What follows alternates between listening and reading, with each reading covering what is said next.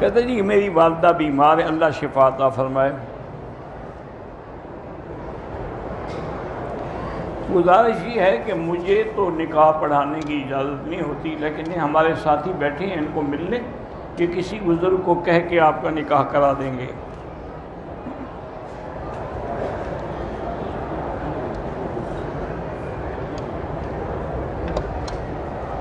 میاں بیوی عمرے پہ آئے، طواف مکمل کرنے کے بعد 2 رکعت بھی پڑھ لی، لیکن صفا مروہ کے 2 چکر لگا کے میاں نے بھی سر منڈوا لیا اور بیوی نے بال کٹے، بالکل ان پہ دم پڑ گئی اس طرح، یعنی صفا مروہ انہوں نے کی ہی نہیں تو 7 چکر کرتے تھے۔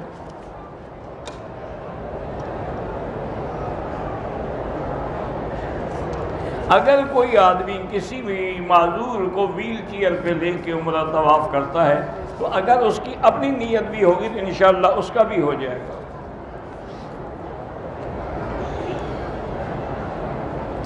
بہرحال جنازہ ہو یا کوئی نماز ہو، امام کے آگے نہیں ہونا چاہیے۔ وتر نماز میں اگر دعائے قنوت نہیں پڑھی تو حنفی مسلک میں سجدہ سہو ہے، ان کے نزدیک دعائے قنوت واجب ہے۔ باقی ائمہ کے نزدیک دعائے قنوت سنت ہے، ان کے نزدیک سجدہ نہیں ہے۔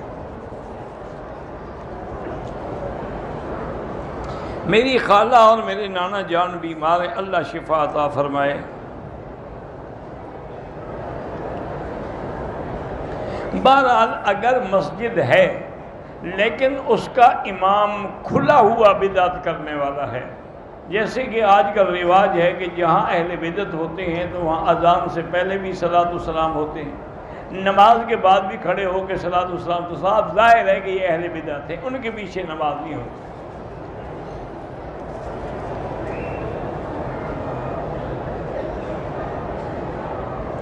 بھئی اگر کوئی آدمی قرآن صحیح نہیں پڑھ سکتا اس کو امام نہ بنائیں۔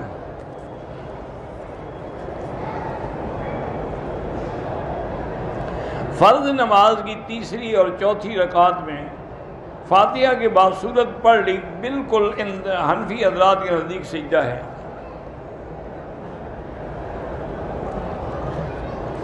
بالکل جب بھی حضور صلی اللہ علیہ وسلم کا ذکر آئے تو ہر مسلمان کو درود شریف پڑھنا چاہیے، اگر پورا درود شریف نہ بھی پڑھ سکے تو صلی اللہ علیہ وسلم۔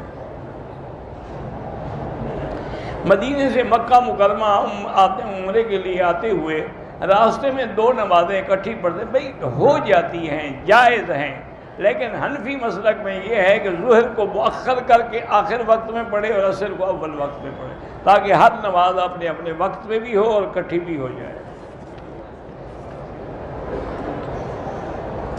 میرے بیٹے کا نام سیف الرحمان ہے، بیمار ہے، اللہ شفا عطا فرمائیں۔ ملاقات کے لیے بھائی درس کے بعد مجھے نیچے آ کے مل لیں، عشاء کے بعد انشاءاللہ۔ قسطوں پر چیزیں فروخت کرتے ہیں، 35% منافع لیتے ہیں، وہ جائز ہے۔ میرا لڑکا لاکھوں ریال کا مقروض ہے، اللہ اس کے قرض ادا فرما دے، اور جو بھی مقروض ہیں اللہ ان سب کے قرض ادا فرما دے، اور اس کے لیے جتنا استغفار پڑھیں گے انشاءاللہ تو اللہ مدد فرمائیں گے۔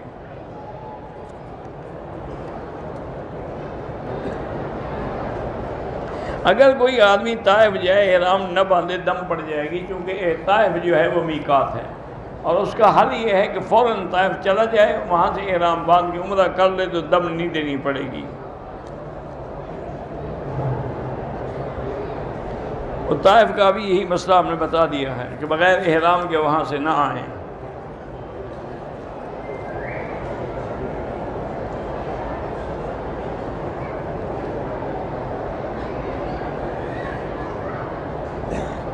بہرحال اگر آپ کی لڑکی کا توبہ کریں، استغفار کریں، اللہ پاک آپ کو فتنے سے بچائے۔ میرے 2 بچے ہیں اور شوہر مجھے بہت تکلیف اذیت دیتے ہیں، تو یا مانعو اللہ کا نام ہے، اول آخر درود شریف پڑھ کے ہر پانی پہ کھانے پہ دم کر کے دیا کریں۔ میرے بھائی کا ایکسیڈنٹ ہوا، ان کے 2 دوست بھی تھے، وہ بھی فوت ہو گئے، اللہ مغفرت فرمائے۔ حرم میں ہم امام کی اقتداء کرتے ہیں، جنازے میں ضروری نہیں ہے کہ آپ ایک سلام پھیریں، 2 بھی پھیر سکتے ہیں، 1 بھی پھیر سکتے ہیں۔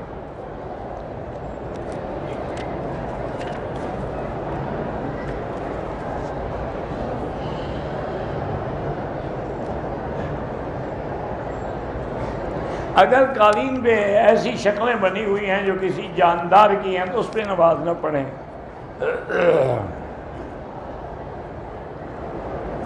میاں بیوی سے والدین نے قطع تعلق کر لیا ہے، چونکہ ہم بدعت نہیں کرتے، بالکل بدعت نہ کریں، یہ کوئی نافرمانی نہیں۔ نافرمانی وہ ہوتی ہے جب دین کے خلاف بات دنیاوی بات ہو، لیکن لا طاعت لمخلوق فی معصیت الخالق، کسی بندے کی فرما برداری اللہ کی نافرمانی میں نہیں ہو سکتی۔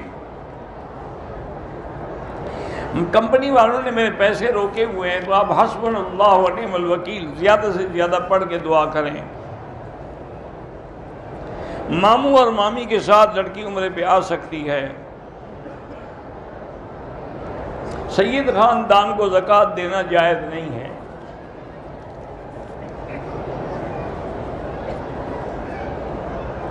بہرحال حضرت حسین کا غم کس کو نہیں ہے؟ ہر مسلمان کو غم ہے۔ آنسو بہانا جائز ہے، ماتم کرنا حرام ہے۔ حضرت علی نے کربلا جانے سے کیوں نہیں روکا؟ حضرت علی تو فوت ہو چکے تھے، کیسے روکتے؟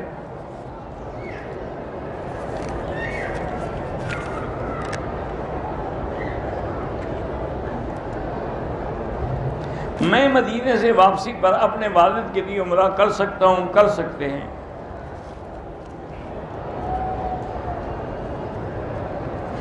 بہرحال کوشش یہ کیا کریں کہ عورتیں نہ تو نماز میں آگے ہوں نہ برابر کھڑی ہوں۔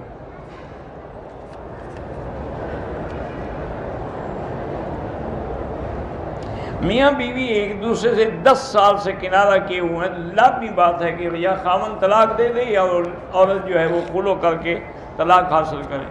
10 سال بیٹھی رہے یعنی بغیر خاوند کے۔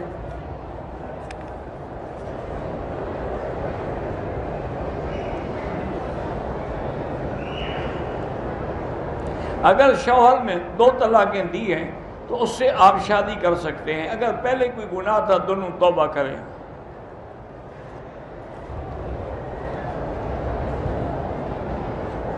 لوگ مسجد میں بارش کے لیے دعا کرواتے ہیں، لوگوں سے پیسے لے کے حلوہ تقسیم کرتے ہیں، یہ حلوہ تقسیم کرنا ناجائز ہے۔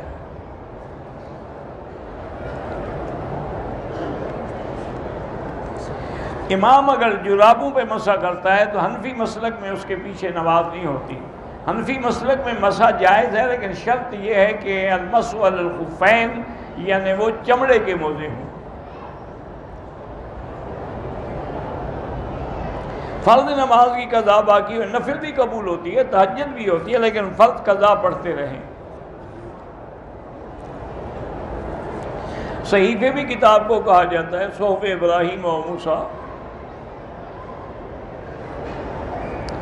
اگر آدمی کو بار بار قطروں کی شکایت ہے تو نیچے کوئی ایسی چیز باندھ سکتا ہے جس سے اس کے کپڑے بھی خراب نہ ہوں اور ہر نماز کے لیے نیا وضو کریں۔ مرغی کے پنجے اگر کھائیں تو جب مرغی حلال ہے تو سب کچھ حلال ہے۔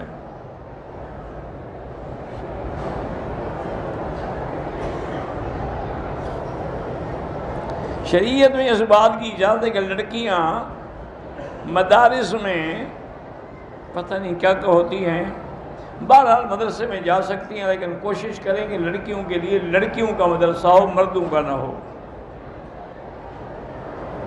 میں نے تجارت کی برکت کے لیے مسجد میں بچوں کو مٹھائی تقسیم کی، ٹھیک ہے، کوئی بات ہے، خیرات ہی ہے نا۔ منزل پڑھ سکتے ہیں، وہ تو قرآن کی صورتیں ہیں۔ میرے دوست کا بیٹا ہے، اس کی آنکھ خراب ہو گئی، اللہ شفا عطا فرمائے۔ ساس کو اور دادی کو امی کہہ کر بلا سکتے ہیں؟ ہاں بلا سکتے ہیں۔ میں نے بازار سے مسجد کے لیے قالین خریدی ہے، اس پر ہم نماز پڑھ سکتے ہیں؟ ہم پڑھ سکتے ہیں، پھر مسجد میں بھی بچھا دینا۔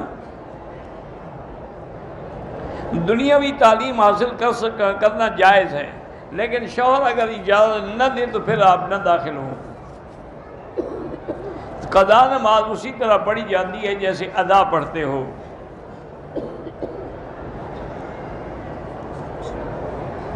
میرے نانا نے مجھے زمین کا کچھ حصہ ہبہ کیا، کیا میں ان کی وفات کے بعد لے سکتا ہوں؟ اس نے سب کو ہبہ کیا یا صرف ایک کو ہبہ کیا؟ اگر سب اولادوں کو برابر دیا ہے تو پھر لے سکتے ہیں۔ جمعہ کی نماز کے بعد کھڑے ہو کے جو صلاۃ و سلام پڑھتے ہیں وہ بدعت ہے، چونکہ اگر یہ سنت ہوتی تو سب سے پہلے صحابہ پڑھتے۔ مسجد میں اگر محفل نعت خوانی ہو رہی ہو، لیکن شرط یہ ہے کہ نعت میں کوئی شرکیہ الفاظ نہ ہوں، لوگ اس نعت خواں کو پیسے دیں، وہ بھی کوئی بات نہیں۔ دوران طواف حتیم میں نفل نہیں پڑھ سکتے، پہلے طواف مکمل کریں۔ میرے بیٹے کو بلڈ کینسر ہے، اللہ شفا عطا فرمائے۔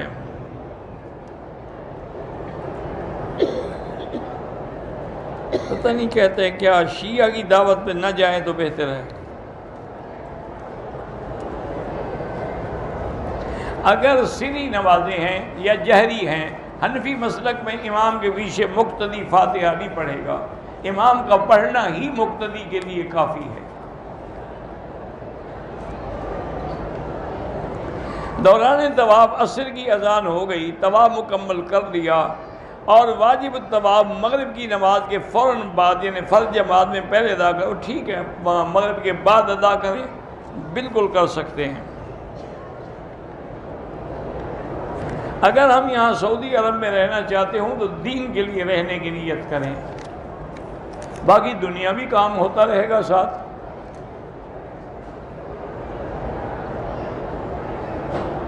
بچوں کا تو کوئی نہیں ہے، آپ نے جو احرام نہیں باندھا مدینے سے، آپ پر دم ہے، عمرہ بھی کریں اور دم بھی دیں۔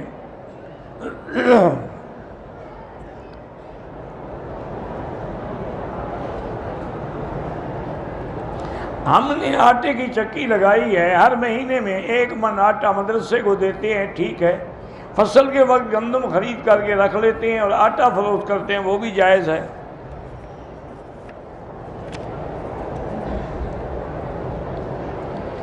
بیٹا ہے 15واں پارہ پڑھ رہا ہے، اس کا حافظہ کمزور ہے، تو دعائے حفظ جو کتابوں میں چھپی ہوئی ہے وہ پڑھ کے عمل کرے۔ طواف سے پہلے 2 رکعت نہیں ہوتی، طواف کے بعد 2 رکعت پڑھنا واجب ہے۔ ہم عمرے اور طواف کا ثواب جو ہے حضور کی ساری امت کو نہیں، ایک کے لیے ایک۔ میری اولاد نہیں ہے، اللہ جن کی بھی اولاد نہیں ان کو صاحب اولاد بنائے۔ ہم نے پاکستان عمرہ کیا، سر کے بالوں پہ اس طرح پھیرا، پھر مسجد عائشہ سے ایک عمرہ کیا، مدینے سے واپسی پہ عمرہ کیا، سر کے بالوں میں 3 جگہ کٹ لگوائے۔ وہ کٹ کس کو لگوائے؟ جب اس طرح پھروا چکے تھے آپ تو کٹ چمڑے کو لگوائے تھے آپ نے، بہرحال دم پڑ گئی آپ پر۔ پاکستان نہیں دے سکتے، یہاں دینا ہوگا۔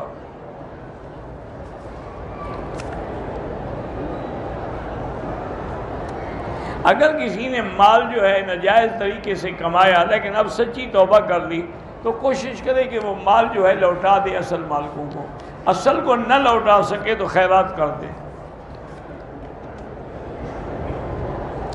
بیوی اگر ساس کی نافرمان ہو، اللہ اس کو ہدایت دے، اس کو پیار سے سمجھائیں، پیار سے قائل کریں۔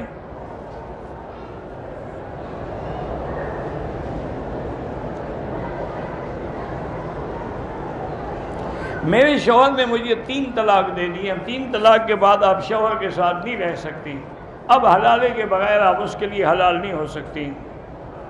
صحت مند بلا وجہ ویل چیئر پہ طواف نہ کریں، معذور جو ہے وہ کریں۔ حدود حرم میں خیرات یہ سارے جو حرم کی خدمت کر رہے ہیں یا باہر بیچارے جھاڑو دے رہے ہیں، سب کو دے سکتے ہیں۔ بچوں کے لیے آپ اپنا عمرہ کر کے ان کے لیے دعا کریں۔ میں نے عمرے کی نیت کے بعد جب نماز پڑھی تو سر پہ کپڑا ڈال لیا، نہیں ڈالنا چاہیے تھا لیکن کوئی دم نہیں۔ بہرحال حرم میں آنے والے سب مسافر ہیں، سنتیں معاف ہیں ان کو، لیکن پڑھیں تو ثواب ہے۔ ظہر کا وقت شروع ہونے سے پہلے جب تک سورج سر پہ کھڑا ہو اس وقت تک نماز نہ پڑھیں۔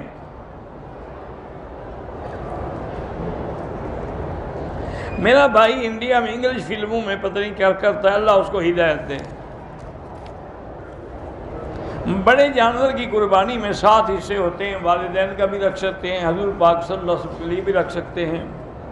عورت بھی نماز جنازہ پڑھ سکتی ہے اگر مسجد میں موجود ہے۔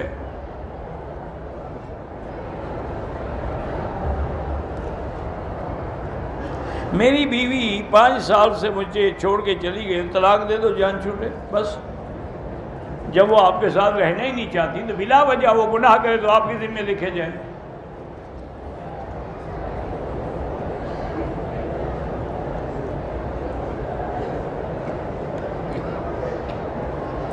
میں جب ایئرپورٹ پر اتری تو مجھے ایسا لگ رہا تھا کہ مجھے بیت اللہ کا دیکھنا نصیب نہ ہوگا، دل پر سیاہی چھانے لگی۔ میں نے اخلاص سچے دل سے توبہ کر لی تو الحمدللہ دل ٹھیک ہو گیا، الحمدللہ، اللہ کا شکر ادا کریں۔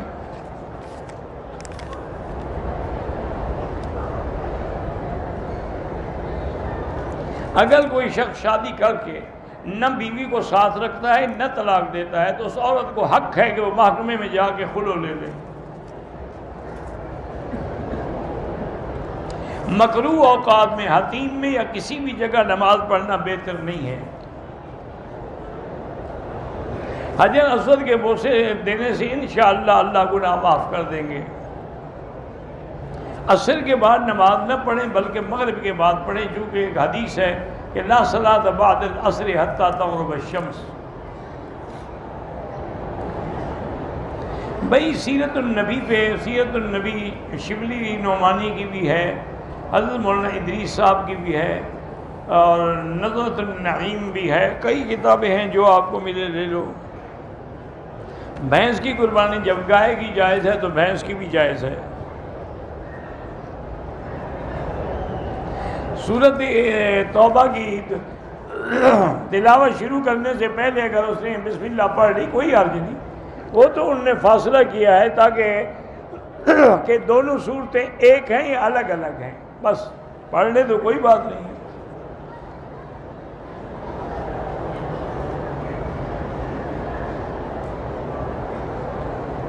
بالکل اگر آپ عالمہ ہیں تو آپ اپنے شوہر وہ مزدور ہے جو اس سے طلاق لینے کی کوشش نہ کریں۔ اگر ایسی بات تھی اس سے نکاح بھی قبول نہ کرتی، کر لیا ہے تو وفاداری کرو۔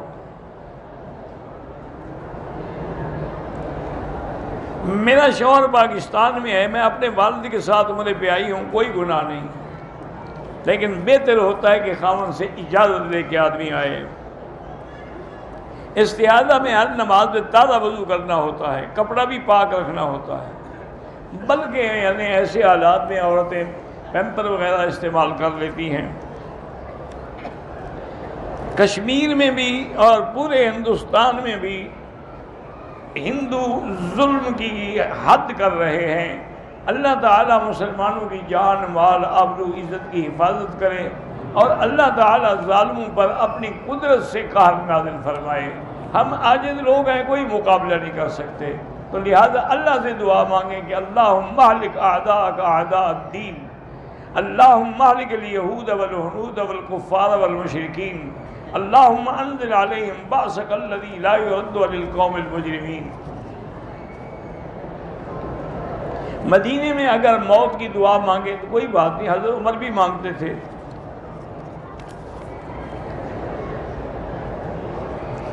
فرعون جو ہے وہ بہرحال دریا میں غرق ہوا ہے، قرآن نے دریا کا نام تو نہیں لیا، لیکن دلائل یہی کہتے ہیں کہ وہ نیل دریا تھا۔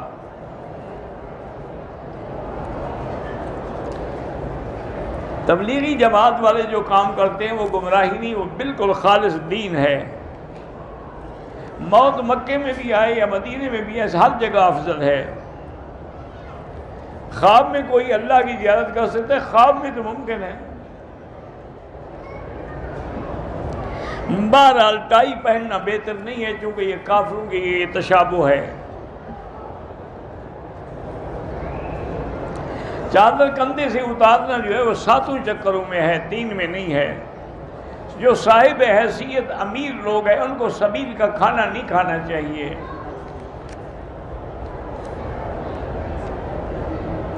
اگر میقات سے باہر رہتا ہے، میقات سے احرام باندھ کے عمرہ ادا کیا، دوبارہ عمرہ کیا، میقات سے احرام باندھے، میقات سے باندھ کے آئے۔ اگر طائف جائیں گے تو طائف سے واپسی پہ عمرہ ضروری ہے، وہ میقات ہے۔ صفا مروہ کے 7 چکر ہیں، صفا سے شروع کریں گے اور مروہ پہ 1 چکر، پھر واپس آئیں گے تو 2 چکر ہوں گے۔ احرام کی حالت میں عورت کے چہرے پہ کپڑا پڑ گیا کوئی بات نہیں، یا سر پر کپڑا لگ جائے کوئی بات نہیں۔ آل بیت یعنی سید سے نکاح جائز ہے، بالکل جائز ہے۔ میری والدہ کو نیند نہیں آتی ہے، اللہ ان کو شفا دے، اور قرآن پاک میں آیت ہے وَضَرَبْنَا عَلَىٰ آذَانِهِمْ فِي الْكَهْفِ سِنِينَ عَبَدًا سورۃ الکہف میں وہ پڑھے، اور رات کو درود شریف پڑھتے پڑھتے سوئے، انشاءاللہ نیند آ جائے گی۔ 1 سال سے ہمارے پتہ نہیں کس کو فالج، اللہ شفا عطا فرمائے۔ بہرحال اگر اس نے عمرہ نہیں کیا قرن المنازل سے تو لازمی ہے کہ اس پر دم واجب ہے۔ چلا گیا ہے تو وہاں سے کسی کو پیسے بھیج کے دم کرائے۔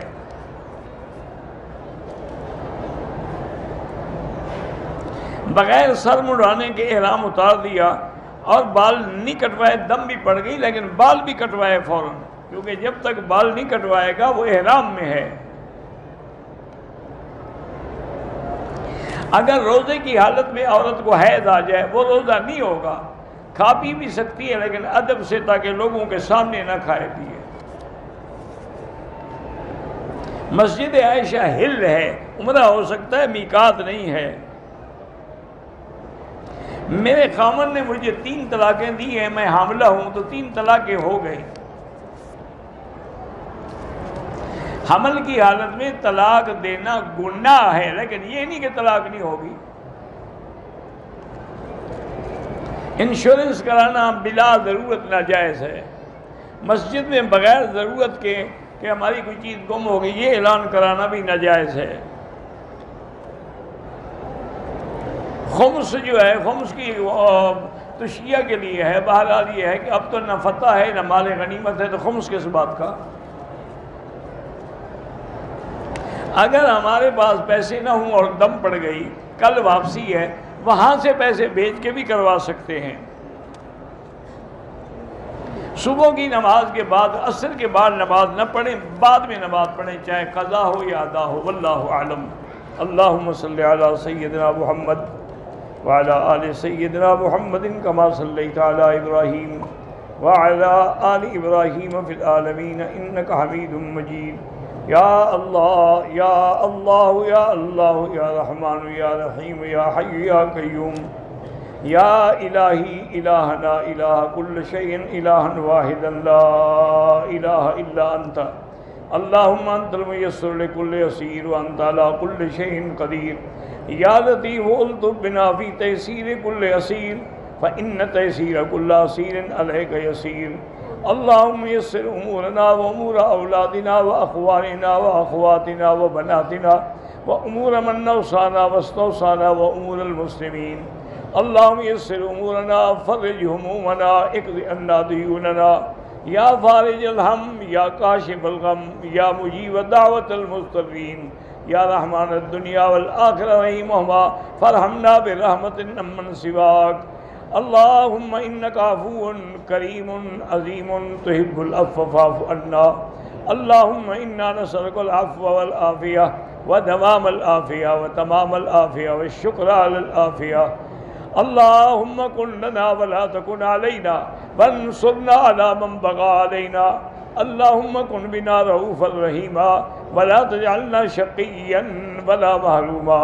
یا اللہ بیماروں کو شفا عطا فرما، یا اللہ بیماروں کو شفا عطا فرما، یا اللہ ہماری ظاہری باطنی روحانی جسمانی بیماریاں دور فرما، یا اللہ بے حیاؤں کو حیا عطا فرما، بے اولادوں کو اولاد صالح عطا فرما، جن کے گھروں میں بچیاں ہیں ان کو خیر کے رشتے نصیب فرما، یا اللہ بے روزگاروں کو روزگار عطا فرما، قرض داروں کے قرض عطا فرما، یا ارحم الراحمین ہمیں مانگنا بھی نہیں آتا بغیر مانگے عطا فرما۔ یا اللہ پوری دنیا میں جہاں مساجد ہیں، مدارس ہیں، دین کے ادارے ہیں، تبلیغ کے ادارے ہیں، ان کی حفاظت فرما۔ یا اللہ پوری دنیا میں علماء حق کی حفاظت فرما۔